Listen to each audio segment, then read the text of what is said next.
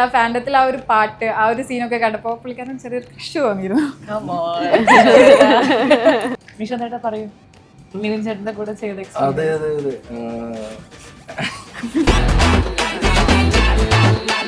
Like for instance, how do we say, if I have a broken leg, സിനിമയിലെ broken ലെഗിന്റെ ആയിരിക്കും ഇത് ഒരു ആവശ്യം ഉണ്ടായിരുന്നത് പറയുന്നത് ജിങ്സിന്റെ ഒരു വൈബ് അടിച്ച് നിങ്ങൾക്ക് എന്താ താല്പര്യം കൺസ്യൂം ചെയ്യാൻ അത് മാത്രമാണ്.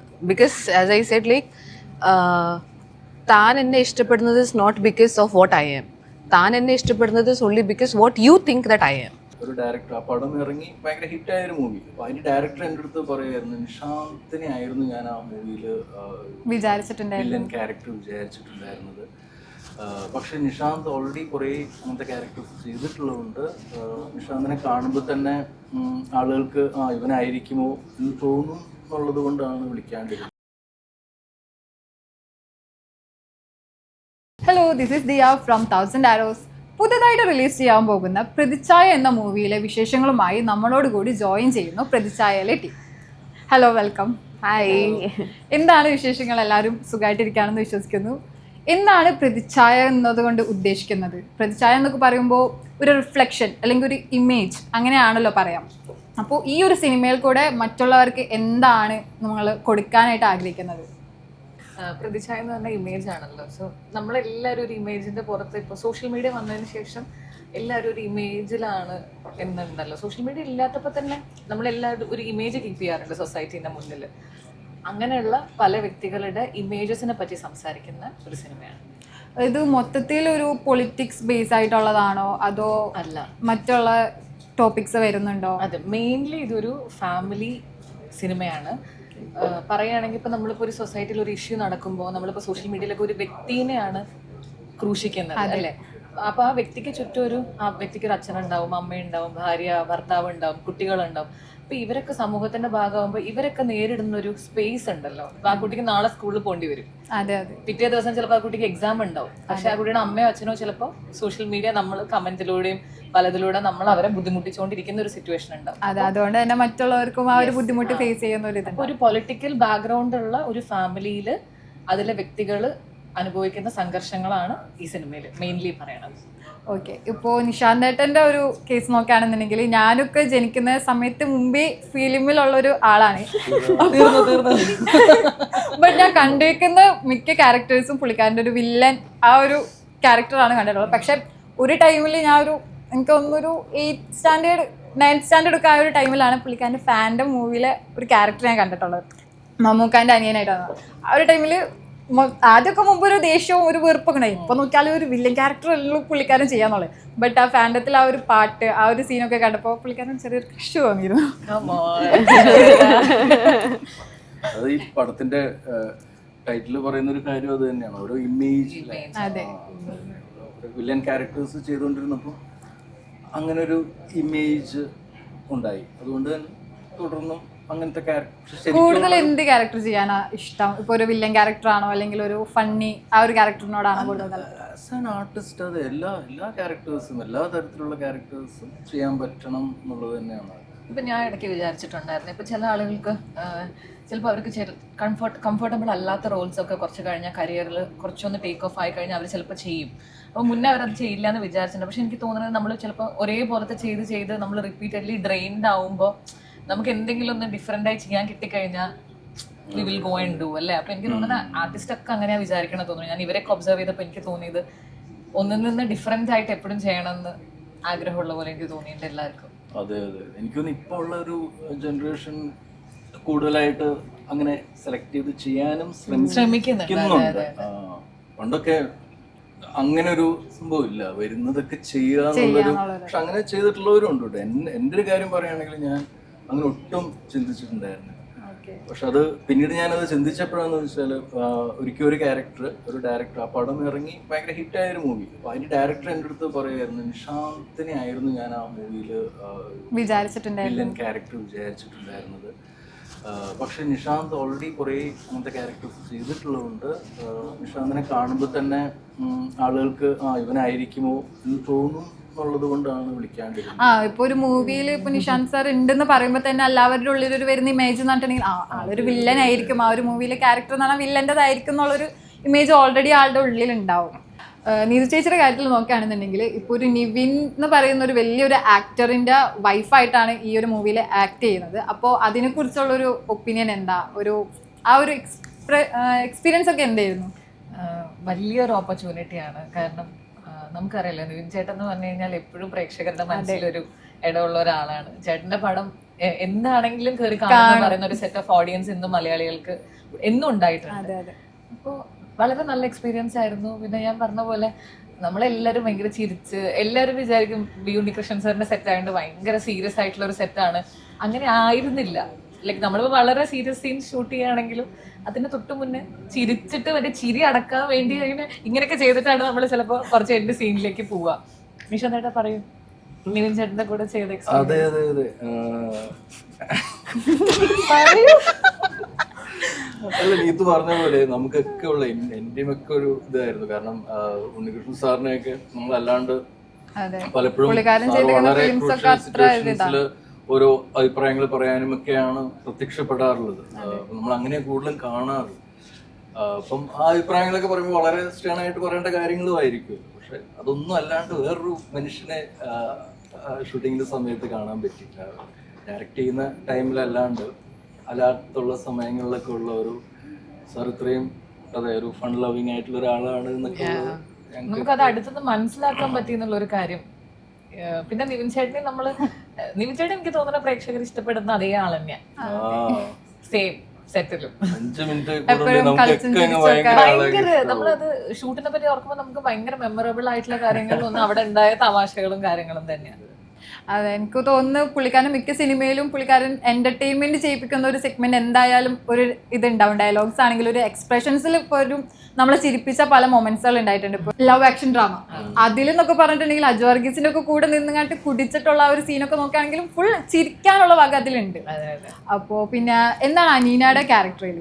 ഞാൻ എലിസബത്ത് എന്ന് പറഞ്ഞൊരു ജേർണലിസ്റ്റിന്റെ റോളാണ് ചെയ്യുന്നത് ഇതിൽ. അതെ അതെ അതെ, കുറച്ച് സീരിയസ് പവർഫുൾ അങ്ങനത്തെ ഒരു സംഭവമാണ്. ഞാനതിനകത്ത് താര വിജയൻ പറയുന്നൊരു ക്യാരക്ടർ, ഒരു പോലീസ് ക്യാരക്ടർ. ഇപ്പം പറഞ്ഞ പോലെ ഫാമിലി സൈഡിലത്തെ പൊളിറ്റിക്സ്, അപ്പോൾ ആക്ച്വലി പൊളിറ്റിക്സിൽ നടക്കുന്ന പൊളിറ്റിക്സിൻ്റെ ഒരു ഭാഗമായിട്ടാണ് ഞാനിപ്പോൾ ഇതിനകത്ത് ക്യാരക്ടർ ചെയ്തേക്കുന്നത്. ഇപ്പോൾ ഈ ഇലക്ഷനൊക്കെ അടുത്തേക്കുന്ന ഈ ഒരു ടൈമിൽ ഇങ്ങനൊരു മൂവി റിലീസ് ചെയ്യുമ്പോൾ അത് ഇപ്പോൾ നാട്ടുകാർ അല്ലെങ്കിൽ നമ്മൾ ഈ മലയാളികൾ എങ്ങനെ ഉൾക്കൊള്ളുന്നതാണ് പ്രതീക്ഷിക്കുന്നത്? ഞാൻ ബേസിക്കലി മനസ്സിലാക്കണം, സിനിമ നല്ലതാണെങ്കിൽ ഓഡിയൻസ് അതിനെ സ്വീകരിക്കും, ഇത്രയേ ഉള്ളൂ. സിനിമ അവർക്ക് വർക്ക് ആയില്ലെങ്കിൽ അവരത് സജസ്റ്റ് ചെയ്യുകയും ചെയ്യില്ല. അങ്ങനെയാണ് എനിക്ക് പറയാൻ പറ്റില്ല. ഇവർ എക്സ്പീരിയൻസ് ഉള്ളവർ പറയട്ടെ. ഞാനൊരു ഓഡിയൻസ് എന്നുള്ള രീതിയിൽ മനസ്സിലാക്കിയ കാര്യം പറഞ്ഞതാണ്. അങ്ങനെ ഒരു ഇലക്ഷൻ ആയതുകൊണ്ട് അങ്ങനെ ഒരു പ്രത്യേക ഒരു പ്രൊപ്പഗണ്ട വെച്ചിട്ട് ഇറക്കുന്ന ഒരു മൂവിയുമല്ല. അത് പടം കാണുമ്പോൾ മനസ്സിലാവും. അത് തീർച്ചയായിട്ടും അങ്ങനെ ഒരു പൊളിറ്റിക്സ് മാത്രമല്ല പറഞ്ഞു പോകുന്നത്. അതെ, പ്രോപ്പർ ഒരു ഫാമിലി ഡ്രാമ, പൊളിറ്റിക്സിൽ വർക്ക് ചെയ്യുന്ന ആൾക്കാരുടെ ഒരു ഫാമിലി ഡ്രാമ കഥയാണിത്. നമ്മളെ ജോണറും ഫാമിലി ഡ്രാമയാണ്. അതെ, ഫാമിലി ഡ്രാമ തന്നെയാണ് ഇതിന്റെ ജോണറും. പിന്നെ ഇപ്പോൾ അതേപോലെ തന്നെ അശോകൻ ചേട്ടൻ്റെ ഒരു ക്യാരക്ടർ വരാണെന്നുണ്ടെങ്കിൽ ആ ഒരു ട്രെയിലർ കാണുമ്പോൾ തന്നെ ആദ്യം വിചാരിക്കും ഒരു തമാശ ഉണ്ടാവുമായിരിക്കുന്നു. ബട്ട് ആ ഒരു ട്രെയിലർ കാണുമ്പോൾ അറിയാം ആളുടെ ഉള്ളിൽ എന്തൊക്കെയോ ഒരു രഹസ്യങ്ങൾ ഒളിച്ചിരിക്കുന്ന ഒരു ചിരി. ആ മീഡിയക്ക് മുമ്പിലാണെന്നുണ്ടെങ്കിലും ആ എന്താ നിവിൻ്റെ അടുത്തുനിന്ന് ഇറങ്ങിപ്പോകുന്ന ഒരു മൊമെന്റ്സിലൊക്കെ ആൾക്കൊരു നിഗൂഢത നിറഞ്ഞൊരു ചിരിയുണ്ട്. അപ്പോൾ ആളിതിൽ ശരിക്കും എന്താ ഒരു റോള് ചെയ്യുന്നത്? സാറ് പൊളിറ്റീഷ്യന്റെ റോളാണ് ചെയ്യണത്. ഒരു വില്ലൻ ക്യാരക്ടർ ആയിട്ട് തന്നെയാണോ മെയിൻ ചെയ്യുന്നത്? വില്ലൻ ആണോ എന്ന് പറയാനുള്ള ഒരു അറിവ് എനിക്കില്ല. 26-ാം തീയതി കാണാം. അതാ, അത് വെയിറ്റിംഗ് ആണ്, കട്ട വെയിറ്റിംഗ് ആണ്. പൊളിറ്റീഷ്യൻ ആണ്. ഇപ്പം രാജു സുബ്രഹ്മണ്യം പിള്ള രാജു സാർ ആണെങ്കിലും പൊളിറ്റീഷ്യൻ ആണ്. ഇതൊരു കുറച്ചൊരു സീരിയസ് ജോണറിലുള്ള പടമാണ്. അവരെന്താ ചെയ്യുന്നത് ഇപ്പം പറയാറായിട്ടുമല്ല. എന്താണ് അതർ വേർഡ്സ്, ബിക്കോസ് 26-നാണല്ലോ റിലീസ്. അപ്പോൾ ആ ഇവരെന്താ ചെയ്യുന്ന സംഭവം തന്നെയാണ് ഇതിന്റെ ആക്ച്വലി സസ്പെൻസ് പറഞ്ഞൊരു സംഭവം. So it will be like really nice. Harishree Ashokan സാറൊക്കെ like I am nobody to say it, പക്ഷെ അവരുടെ ഒക്കെ പെർഫോമൻസ് അവരുടെ കൂടെ അവരുടെ സെറ്റിലൊക്കെ നിന്നിട്ട് അവരുടെ പെർഫോമൻസസ് കാണാം. ഐ സ്റ്റിൽ റിമെമ്പർ നമ്മുടെ സെറ്റിൽ പ്രാവശ്യം സാറുടെ ഷോട്ട് കഴിഞ്ഞു. അത് കഴിഞ്ഞിട്ട് എൻ്റെ സീൻസ് ലൈക്ക് ആ സെയിം ഏരിയയിൽ തന്നെ ആഫ്റ്റർ ഷൂട്ട് കഴിഞ്ഞിട്ട് എൻ്റെ സീൻസിനെ എടുക്കാൻ പോയത്. അപ്പോൾ ഞാൻ സാർ പോകുന്ന സമയത്ത് like you were saying bye to Unni സാറിൻ്റെ അടുത്തേക്കിട്ട് ബൈ ഒക്കെ പറഞ്ഞു പോകുന്ന സമയത്ത് ഈ ലൈക്ക് അറ്റ് ദിസ് ഇത്ര വലിയ ലെജൻഡ് ആയിട്ടും ഈ പീരീഡിൽ പോലും എൻ്റെ അടുത്ത് പറഞ്ഞത് ഞാൻ അടുത്തൊരു പ്രോജക്റ്റ് ചെയ്യാൻ പോകണം, അതിൻ്റെ അകത്ത് ഇങ്ങനത്തെ ഒരു എക്സൈറ്റിംഗ് ക്യാരക്ടറാണ്, ഡബിൾ റോളൊക്കെ ഉള്ള ഒരു കഥയാണ്, ഇങ്ങനെ ഐ വാസ് ലൈക്ക് എനിക്ക് നമുക്ക് ഐ ഫെൽറ്റ് ഡ്വാഫ്ഡ്, അതിന് how do I say Malayalam of it, I felt dwarfed by it. Like അങ്ങനത്തെ ഒരു ആസ്പിറേഷൻ ഇപ്പോഴും ഈ like he's a legendary human being. അത്രയ്ക്കും ഇപ്പോഴും അതെ അതെ ലൈക്ക് അതും. അപ്പം നമുക്ക് നമ്മുടെ നോളജ് വൈസ് ആയാലും നമ്മുടെ എക്സ്പീരിയൻസ് വൈസ് ആയാലും ലൈക്ക് വാട്ട് എവർ ഇങ്ങനത്തെ ലൈക്ക് വെൻ യു മീറ്റ് നമ്മൾ ഇത്ര വലിയ ആൾക്കാരൊക്കെ കാണുമ്പോഴത്തേക്കും നമുക്ക് മനസ്സിലാവും like we are nothing and you are very lucky that ഇങ്ങനത്തെ ഒക്കെ ആൾക്കാരെ നമ്മൾ ഇന്ററാക്ട് ചെയ്യാൻ പറ്റി. അപ്പോൾ നമ്മുടെ വെസൽ എത്ര എം ടി ആണെന്ന് കാണാൻ പറ്റുന്നുണ്ട്. Like there is more. ഇപ്പം നമ്മളിപ്പം how do I tell influence ആകും. ഇപ്പം നമ്മൾ പറഞ്ഞ പോലെ ഈ ഇമേജും അതും ഇതൊക്കെ പറഞ്ഞിട്ട് you get influenced by it.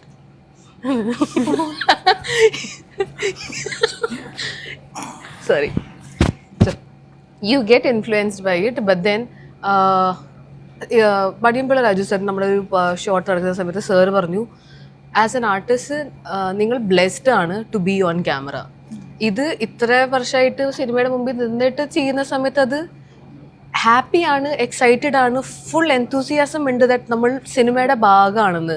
പക്ഷെ ദ ബ്ലെസ്സിങ് പാർട്ട് എനിക്ക് ഇങ്ങനെയാണ് മനസ്സിലായത്. ലൈക്ക് നമ്മൾ എങ്ങനെ പോയാലും I got to share my space with them and then it is a cinema which lives. ഞാൻ നാളെ ഓഫ് ആയാലും cinema is something that stays forever and it is actually to be നമ്മുടെ യൂണിവേഴ്സ് നമ്മളെ as an artist select ചെയ്യുന്നത്, ഇല്ലെങ്കിൽ cinema എന്നൊരു സംഭവത്തിൻ്റെ ഭാഗമാക്കുന്നത് എനിക്ക് തോന്നിയത് ഇറ്റ്സ് ലൈക്ക് റിയലി ഒരു സംതിങ്, ഒരു ബ്ലെസ്സിങ് ആണ് that you are part of cinema. ഏത് ഡിപ്പാർട്ട്മെൻറ്റിലായാലും, ഓൺ സ്ക്രീൻ ആയാലും ഓഫ് സ്ക്രീൻ ആയാലും, നിങ്ങൾ ഏത് ഡിപ്പാർട്ട്മെൻറ്റിൻ്റെ ഭാഗമായാലും, if you are part of cinema you are actually little extra blessed.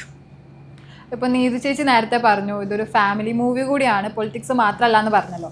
അപ്പോൾ നിങ്ങളൊക്കെ ഈ ഓരോ ക്യാരക്ടേഴ്സ് ചെയ്യുമ്പോഴും ഈ ഫിലിമിൽ ഓരോ റോള് ചെയ്യുമ്പോഴും ശരിക്കും നമ്മുടെ സമൂഹത്തിൽ ഇങ്ങനത്തെ സംഭവങ്ങൾ നടക്കുന്നുണ്ട്.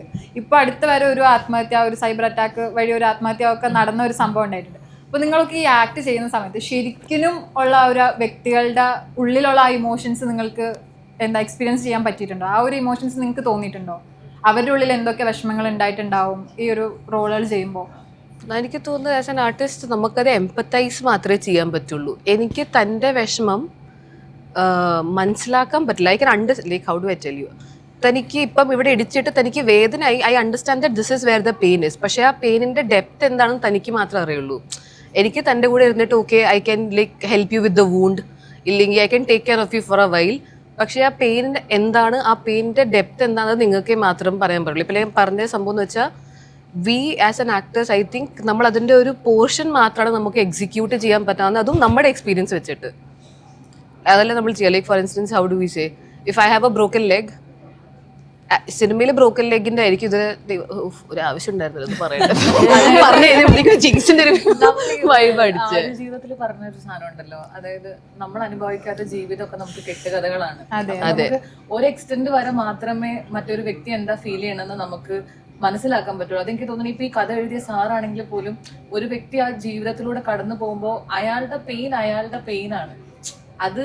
അതല്ലേ അതെ അതെ അതെ അതെ സാറിന് അതിൻ്റെ അകത്തുനിന്ന് സാറിന് എന്താണ് ഫീൽ ചെയ്യാൻ പറ്റിയതാണ് കഥ. എന്താ നമ്മളെല്ലാവരും എക്സിക്യൂട്ട് ചെയ്തത് നമുക്ക് മനസ്സിലായി. നമ്മളിവിടെ ഇരിക്കുമ്പോൾ നമുക്ക് തോന്നും നിശാന്ത് ഏട്ടൻ ഇത്രയും സീനിയർ ആണ്, ഇത്രയും സിനിമകൾ അഭിനയിച്ചു എന്നുള്ളതായിരിക്കും നമ്മൾ ഇവിടുന്ന് ആസ് എ ബിഗിനർ ഞാൻ നോക്കി കാണുന്നത്. പക്ഷെ പുള്ളിക്ക് പുള്ളിയുടേതായ സ്ട്രഗിളും കഥകളും എല്ലാം ഉണ്ടാവും. പക്ഷെ ഞാൻ ഇവിടുന്ന് നോക്കി കാണുമ്പോൾ എന്തൊരു സുഖമാണ്, 19 വയസ്സിൽ സിനിമയിൽ വരുന്നു, ഇത്രയും നല്ല റോൾസ് ചെയ്യുന്നു, ഇപ്പൊ പേടിച്ചു എന്ന് പറയുന്നു. ആസ് ആൻ ആക്ടർ അത് വിന്നാണ്. അപ്പൊ പുള്ളിക്കാണ് പുള്ളിയുടെ സ്ട്രഗിൾ അറിയുള്ളൂ. അപ്പൊ ഒരു ആർട്ടിസ്റ്റായി നമ്മൾ ചെയ്യുമ്പോൾ പോലും ആ ഒരു ക്യാരക്ടറിന്റെ പെയിൻ അവരുടെയാണ് ഏറ്റവും വലിയ പെയിൻ. നമുക്ക് അതിനോട് റിലേറ്റ് ചെയ്യാൻ മാത്രം ആർട്ടിസ്റ്റുകൾക്കൊരു പലപ്പോഴും തോന്നാറുണ്ട് മറ്റുള്ളവരുടെ പെയിൻ മനസ്സിലാക്കാനുള്ളൊരു കഴിവ് കൂടുതൽ ഉണ്ട്. എംപതി ഉള്ളത് കൊണ്ട് മനസ്സിലാവും നമുക്ക്. പക്ഷെ അവരനുഭവിച്ചതിന്റെ അത്രയൊന്നും നമുക്ക് അതിലൂടെ ഗോ ത്രൂ ചെയ്യാൻ പറ്റില്ല. പക്ഷെ ചിലപ്പോ നേരെ തിരിച്ചു വരാം കേട്ടോ. എനിക്ക് അങ്ങനെ സംഭവിക്കാറുണ്ട്. അതായത് ആളത്രയും വിഷമം അനുഭവിക്കുന്നുണ്ടാവില്ല, ഞാൻ അയാളുടെ ഭാഗത്ത് ചിന്തിച്ചിട്ട് ഭയങ്കരമായിട്ട് പുള്ളി അത് മറന്നു പോയിട്ടുണ്ടാവും. ഞാൻ വൈകുന്നേരം അയ്യോ പാവുന്നുണ്ട് അത് ആലോചിച്ചു. അതിന്റെ വട്ടാണ്. ഇപ്പൊ പലരും പല ഫേസുകൾ ഇപ്പൊ പറഞ്ഞല്ലോ, പ്രതിച്ഛായ എന്ന് പറയുന്നത് ഒരു ഫേസ് ആണ്. എല്ലാവരും ഇപ്പൊ സോഷ്യൽ മീഡിയ കൂടി വന്ന സ്ഥിതിക്ക് പ്ലാറ്റ്ഫോമിൽ എല്ലാവരും ഒരു ഫേസ് ഉണ്ടാക്കാൻ വേണ്ടിയിട്ടാണ് നെട്ടോട്ട് ഓടിക്കൊണ്ടിരിക്കുന്നത്. ഇപ്പോൾ പലരും പലതും ചെയ്തിട്ടാണ് ഫേസ് ഉണ്ടാക്കുന്നത്. അപ്പോൾ ഈ സോഷ്യൽ മീഡിയനെ കുറിച്ചൊക്കെ എന്താ ഒരു ഒപ്പീനിയൻ? ശരിക്കും സോഷ്യൽ മീഡിയ ജനങ്ങൾക്ക് വരുന്ന നല്ലത് ചെയ്യുന്നുണ്ടോ, അല്ലെങ്കിൽ കൂടുതൽ ചീത്ത കാര്യങ്ങളാണോ ചെയ്യുന്നത്? ശരിക്കും നമ്മൾ തന്നെ ഒബ്സർവ് ചെയ്താൽ നമുക്കത് മനസ്സിലാവും. ഈ സോഷ്യൽ മീഡിയയിൽ നമ്മൾ എത്രത്തോളം ഇതിൽ മുഴുകിയിരിക്കുന്നു, നമ്മളവിടെ ഇല്ല എന്നുള്ളതും നമ്മുടെ മൈൻഡിൽ ഒരുപാട് എന്താ പറയുക നല്ല രീതിയിലല്ല, പ്രോപ്പറായിട്ടല്ല നമ്മൾ അന്നേരം ഫങ്ഷൻ ചെയ്യുന്നതെന്നും ഒക്കെ നമുക്ക് തന്നെ മനസ്സിലാവും. ഒരു 5 മിനിറ്റ് അത് മാറ്റി വെച്ചാൽ മതി, അപ്പൊ തന്നെ അത് മനസ്സിലാവും. ഒരു നമുക്ക് കിട്ടുന്ന ഒരു റിലീഫ്. അതെ, നമ്മളിപ്പോ ഈ വെബ്സൈറ്റ്സിൽ we know there is Wikipedia മനസ്സിലാക്കാൻ, and we know many other sites as well അല്ലേ. ആസ് എൻ യൂസർ നിങ്ങൾക്ക് എന്താ താല്പര്യം കൺസ്യൂം ചെയ്യാൻ അത് മാത്രമാണ്. Because as I said like താൻ എന്നെ ഇഷ്ടപ്പെടുന്നത് is not because of what I am. താൻ എന്നെ ഇഷ്ടപ്പെടുന്നത് is only because what you think that I am, like the image that you have of me. അപ്പം അങ്ങനെ പറഞ്ഞ പോലെ സോഷ്യൽ മീഡിയയിൽ ഇപ്പം contents, there are so many contents that can happen. On the other hand എത്ര ആൾക്കാരുടെ interactions social media കാരണം ബെറ്ററായി. എത്ര പേർക്ക് ഇപ്പോൾ ഏർണിങ്സ് ഉണ്ട്, എത്ര പേർക്ക് ഇപ്പം I think they was A news Facebook തുടങ്ങിയ സമയത്ത് ആൾക്കാർ മറ്റേ മിസ്സായി പോയില്ലേ, എത്ര പേർക്ക് സോഷ്യൽ മീഡിയ വഴി അങ്ങോട്ടും ഇങ്ങോട്ടും കാണാൻ പോലും പറ്റി. ഞാനിവിടെ ഒരു എക്സാമ്പിൾ ഇരിക്കുന്നില്ലേ, സോഷ്യൽ മീഡിയയുടെ ബെനിഫിറ്റ്. അതെ exactly, one of the biggest example. അതായത് ഇപ്പൊ ആ പ്ലാറ്റ്ഫോമും അതിലെ ജനങ്ങളും എന്നെ ഐഡന്റിഫൈ ചെയ്തിട്ടില്ലെങ്കിൽ, ഓഡിയൻസ് എന്നെ ഇഷ്ടപ്പെട്ടില്ലെങ്കിൽ ഞാൻ ഇന്ന് ഇവിടെ ഇരിക്കില്ല അല്ലേ. അപ്പൊ അതിന് എല്ലാത്തിന്റെയും പോലെ തന്നെ നല്ല വശമുണ്ട് ചീത്ത വശമുണ്ട്. നമ്മൾ അതിൽ എങ്ങനെ ഇൻവോൾവ് ചെയ്യണമെന്നനുസരിച്ചിരിക്കും നമ്മുടെ സമാധാനം. ആസ് എ യൂസർ നമ്മൾ എങ്ങനെ എന്താ കൺസ്യൂം ചെയ്യുന്നതെന്നാണ് സോഷ്യൽ മീഡിയയുടെ ദ ബിഗ്ഗസ്റ്റ് തിങ്. ഇവിടെ ഒരു കുട്ടി ഇരിക്കുന്നത് ആസ് എ ജേർണലിസ്റ്റ്, അപ്പോൾ ആ ഒരു മൂവിയിൽ ചെയ്ത ഒരു ക്യാരക്ടർ റിയൽ ലൈഫിലേക്ക് വരാണെന്നുണ്ടെങ്കിൽ എങ്ങനെയായിരിക്കും അതൊരു എക്സ്പീരിയൻസ് എനിക്ക് തോന്നാം? അയ്യോ, ഞാൻ ആദ്യമായിട്ടാണ് ഇത്ര സീരിയസ് ആയിട്ടുള്ള ഒരു ക്യാരക്ടർ ചെയ്യുന്നത്. ജീവിതത്തിൽ ഇത്ര സീരിയസ് അല്ലെന്നാണ് പറയുന്നത്? അല്ല, ഇപ്പൊ തോന്നുമായിരിക്കും, പക്ഷെ ഞാൻ സീരിയസ് അല്ല.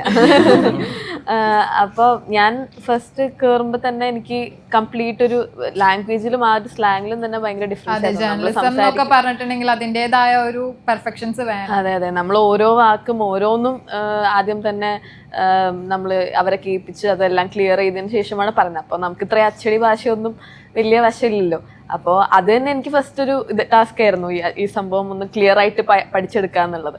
അത് കഴിഞ്ഞാൽ പിന്നെ അത് ഓക്കെ ആയി. പിന്നെ ആ ജേർണിയിൽ അതങ്ങനെ പോകുമ്പോഴും ഓരോരോ ഇൻസിഡൻറ്റ് നടക്കുമ്പോഴും ഓരോരോ സീൻ നടക്കുമ്പോഴും ഇതേപോലെ നേരത്തെ പറഞ്ഞ പോലെ ഞാൻ ആലോചിക്കുമായിരുന്നു, ശരിക്കും റിയൽ ലൈഫിൽ ഇങ്ങനെയാണെങ്കിൽ ലൈക്ക് ഒരു ബിട്രയൽ സാധനമാണെങ്കിലും അങ്ങനെ ആ ഒരു സംഭവം എങ്ങനെയായിരിക്കും റിയൽ ലൈഫ് ജേർണലിസ്റ്റ് ക്യാരി ചെയ്യുക. ഇപ്പം കുറേ സീൻസിലൊക്കെ എനിക്ക് മിക്കതും ഈ വെയിലത്ത് നട്ടുച്ചയ്ക്ക് വെയിലത്ത് നിൽക്കുന്ന പരിപാടിയായിരുന്നു. അപ്പം ഞാൻ ഒരു കൊടയില്ല, ഒന്നുമില്ല, കൂടെ ഒരു ക്യാമറാമാൻ, ആ വെയിലത്ത് ആ ഒരു മൈക്കും പിടിച്ചിട്ട് ഓരോ വണ്ടികളുടെ പുറകെ ഓടുന്നതാണെങ്കിലും അത് ഞങ്ങനെ ആലോചിക്കുന്നത് എങ്ങനെയാണ് റിയൽ ലൈഫിൽ ഒരു ആള് 9 to 5 ഇങ്ങനെ ജോലി ചെയ്യുക. അത് ചിലപ്പോൾ പാതിരാത്രി ഉണ്ടാകും. അത് അതെ എപ്പോഴും അലേർട്ടായിട്ട് ഓടി നടക്കുക. അത് ഭയങ്കര ഒരു സംഭവം. ഞാൻ അതങ്ങനെ ആ ഒരു റോൾ ചെയ്തപ്പോൾ എനിക്കത് ഭയങ്കരമായിട്ട് ഫീൽ ചെയ്തു. നല്ലോണം സ്ട്രഗിൾ ചെയ്യുന്നുണ്ട്. അതെ.